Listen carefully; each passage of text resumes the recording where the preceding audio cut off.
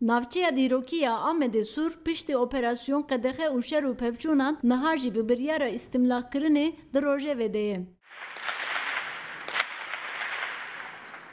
Bi biryara lezgîn a Lijneya Wezîran 6300 xanî, kargeh û zêvî hatin desteserkirin. Avahîsazên Amedê dibêjin dewlet bêyî ku fikra wan bipirse ev biryar girtiye. Ji me ti fikrê me ji me napirsin. Tu derbarê vê mijarê da tu tişkî ji me pirs nekirin.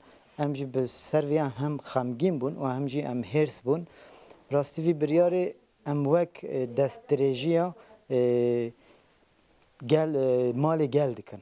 Lewre me got tu haja ne tenê haja me, haja tu kesî ji vê mijarê tune bû.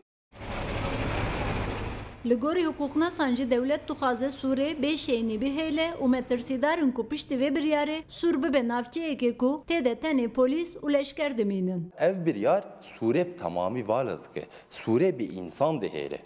Yani jiyanê Sûrê nahêle. Sûr qasî ku ez zanim 7000 sal jiyan de dimeşe. Piştî vê çîkên lav Sûrê 12 noktaya wek havê qereqola ew ê çê bibin. Yani tişkî watê xeber din û biryarkî watê gotin. Xelkê Sûrê jî li hemberî biryara Lijneya Wezîran nerazî ne. Gelek kes naxwaze dev ji xanî û dikanên xwe berdin û biçin ciyekê din. Naxwazem ciyê xwe bêlin biçin cikî dinê.